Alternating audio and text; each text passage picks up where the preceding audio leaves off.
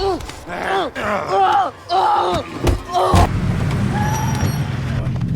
me go! Man you left abandoned for over a decade. Jessica. Finally got you! It's a celebration. Some soldiers were going together on a secret mission. Fear was clearly visible on everyone's face because they knew they were going into a lion's den to kill it, and nobody knew who would return. After splitting into two parts, they raided a house inside. Jessica was the only girl, so this mission was not easy for her, but she still stood firm. Just as she was entering inside, right at that moment, a man who was without clothes secretly shoots at her, but thankfully, Jessica didn't get hit by even a single bullet. Instead, by doing this, he dug his own grave. Jessica beat him up badly in that same state and kept beating him until he said with his own mouth, "Oh brother, at least give me some clothes, man. I am feeling shy." After giving him the clothes, his beating started all over again, and the exact same question was asked repeatedly. "Where are the kids, Sergey?" Actually, these three brothers are good for nothings, so to end their uselessness, they started trafficking. It has been 4 years since they have been doing this, and since then, goodness knows how many children they have sold from here to there. Along with that, they also sell elephant tusks and camel tails. Sounded shocking. Jessica dips him in water to the extent that she even plucks his hair out from the roots, but his claim was that even if he tells them everything, those guys are going to kill him anyway, so it's better to just die. On the other side, the second team, while searching for the kids, reaches a room where quite a few monitors were set up on which camera footages were running, and those footages were of small children, so they immediately started tracing the wires of those cameras and reached another small room where they found a secret door. As soon as they lifted it, their senses were blown away. They had been fooled. Those footages were fake. Actually, they were being played by connecting them to another laptop. There were no children there. In the meantime, those people close the gate from the outside and throw a grenade inside. They had no chance to escape from there because the grenade exploded beforehand. The rest died right at the same time, but Daniel survived because he hid on the other side of the door, but later, they take him hostage. On the other side, Jessica, along with her companions, comes out taking Sergey and tries to get as close to the truck as possible, but as soon as they come out, Sergey's two brothers and his men pounce on them.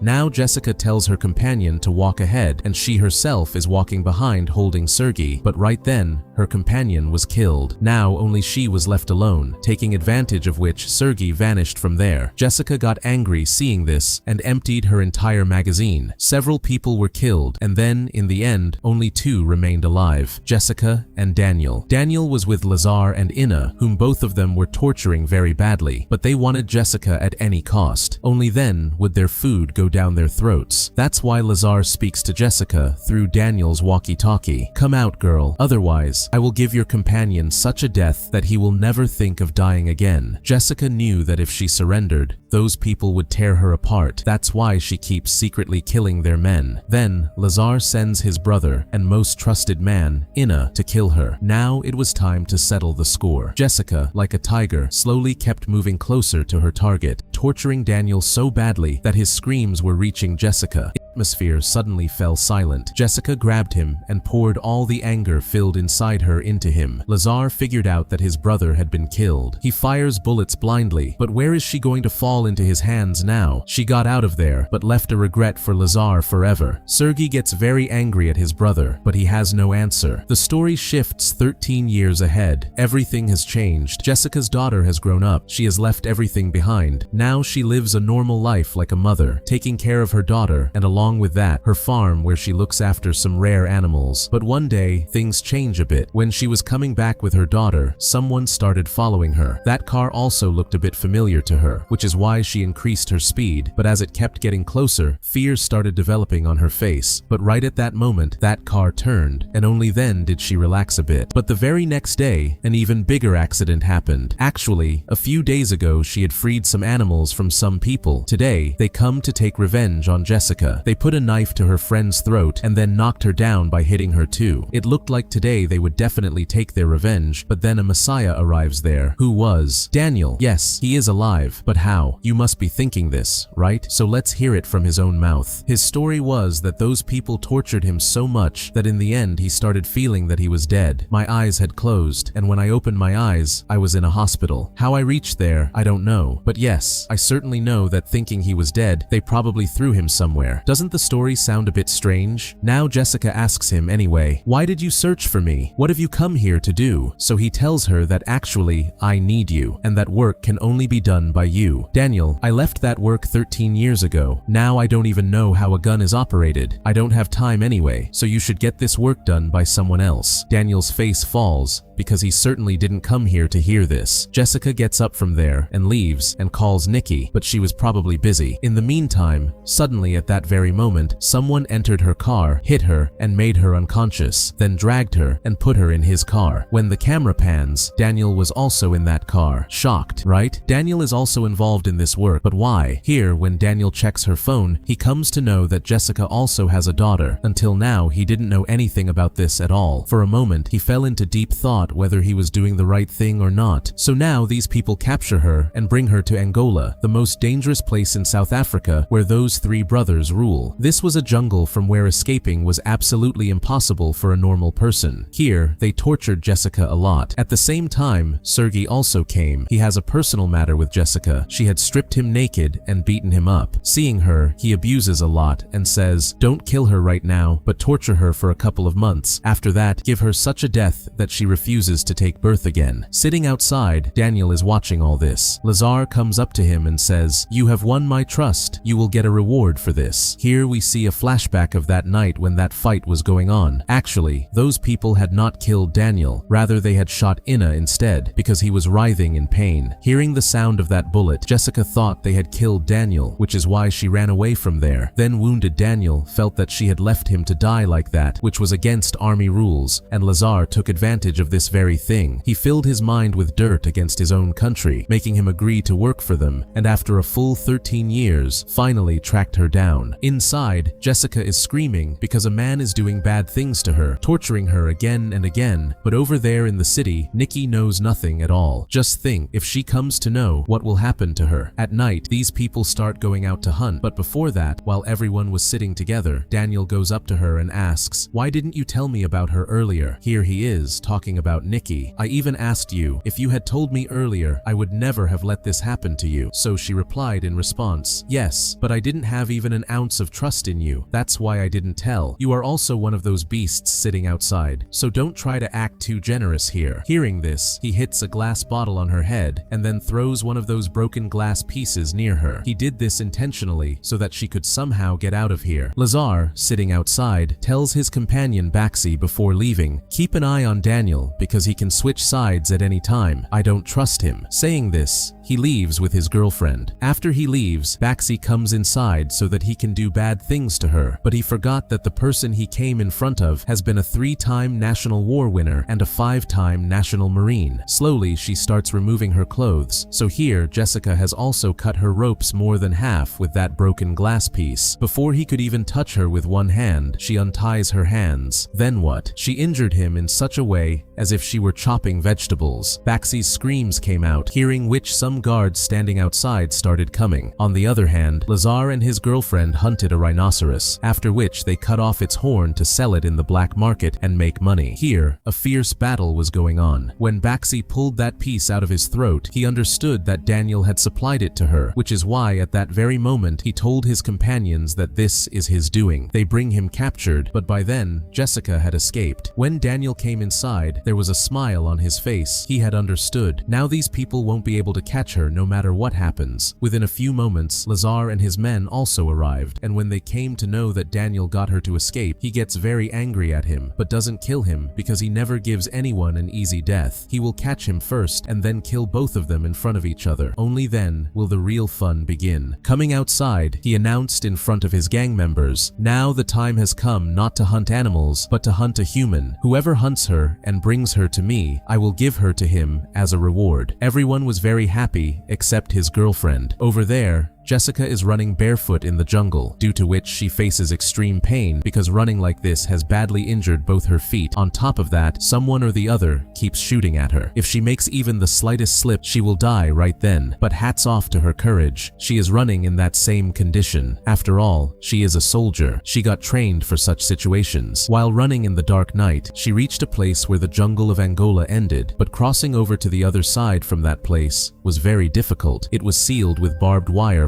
At that very moment, someone started shooting from behind her. Then she hid and ran away from there. Although a bullet passed extremely close to her, she suffered no harm. That man searched for her and came right up to here, but she wasn't found, so he turned back to the other side, and here, Jessica started setting her trap. She cuts off a small piece of those barbed wires and ties it between two trees in such a way that anyone who comes gets trapped in it. When she did this, she went and sat in a corner, but she made a mistake. A man started moving towards her from the other side. At one point, it came to the point where she almost accepted defeat, but Jessica surprised him. She ran toward the exact place where that wire was installed. Within a few moments, his own high speed became the cause of his death. That man was cut in half and separated. Then she went to him, took off his shoes, took off his clothes, and then took whatever belongings he had, meaning now she is ready for battle. Benzi also caught a faint glimpse of Jessica, so he happily told Lazar that she had been spotted by him, so he should keep the reward ready. Benzi gets after her. Jessica also spots him, so she quietly hides under a rock. Standing up there, he kept calling out to her. Meanwhile, these two reach the place where their cut-up man had fallen. Seeing this trap, Lazar understands that the fight is not going to be easy now. He will probably realize soon enough that he messed with the wrong woman. After half an hour of running around, Benzi finally catches up to her. Now a fierce fight starts between them. He pounced on her with his heavy, lard-filled body and started pinning her down, but Jessica acted with agility. She knew that this fat-filled lard bucket wouldn't be able to move around much, so she slams him down with a John Cena-style slam and then broke his arm. But not only that, she drove his own knife into his throat, resulting in a brutal death for that lard bucket. When Lazar called Benzi back, he wasn't giving any response. Then he understood that he too had been killed. Then he remembered his girlfriend. He tells her, "That girl has killed 2 of our special men, so now you come here immediately with a few more men." But in Sergei's mind, something else was going on. Perhaps she had figured out that catching her like this is not easy. A new method has to be adopted. That's why she went straight to Daniel and asked, "Tell me, what is his weakness?" Daniel's reply was, "Hey dull-minded woman, your lover put you on the line as a reward and you are still taking his side." But Sherry, blinded by love, couldn't see anything, so she tells him, "I was away from him for 13 years, so how would I know?" Hearing this, she cuts off one of his toe fingers. She was sure that he definitely had some weakness. After a whole night of beating and thrashing, finally, morning had arrived. But this morning was going to be more terrifying than the night. Jessica runs and comes to hide in a cottage that had completely turned into a ruin. When she looks at her wounds there, she feels like crying because she was truly in very much pain. During this time, 2 men came near that cottage, but they didn't go inside. Instead, they left from outside. After they left, she saw a car parked nearby. The thought came to her mind that I will take this and run away. When she went near it, she saw that the key was also in it. Something doesn't feel right, friends. Our suspicion was right. In the very next scene, we can see that the bald man was sitting up high with a sniper rifle. This was a trap. Just as Jessica was about to start the car, right at that moment, he shoots at her. But thankfully, a snake came as an angel for her. Because of it, the bald man's aim missed, and Jessica came to know that she has fallen into a trap. But now she can't even get out because there is a man behind her too. So she has only one option: run. Pressing full acceleration, she started running, but that bald man kept shooting at her repeatedly, because of which the car's tire got punctured. Now she can't even run. Just then, that man arrived there, and another action-packed fight started. Both of them were grappling with each other, while that bald man kept firing continuously, tired of which, his own man finally said, "Hey Baldy, if you stop shooting, I will fight too." This statement hurt him so much that he directly fired a bullet at the car's tank, after which a massive explosion took place in which that man burned alive. But Jessica didn't get many injuries because she was standing at some distance. After this, now that bald man comes down and says, "Now your game is over." But at that very moment, Jessica shoots at him with a crossbow she had hidden, destroying his hair along with one of his eyes. Now, when Lazar and his brother Sergei arrived there a while later and saw one of their companions met with such a death, they also turned red with anger. Sergei started saying that he should be allowed to go so that he can go and finish her off, but his elder brother was forbidding him from going. Probably he had guessed by now what she is. In the meantime, they get a call from Sherry, who tells them that no one needs to go anywhere now because they have got their hands on something big. During that time, we see Nikki present in her car, meaning Daniel had told what Jessica's weakness was. These people take her and lock her up in the same room where wounded Daniel was lying. Nikki was crying a lot. She doesn't know anything about what is actually happening. Where is her mother? Nothing at all. In the meantime, Daniel's gaze falls on the locket worn around her neck, which he asks to see. When he saw that locket, he was left stunned because it was his own. Nikki told that her mother had given this,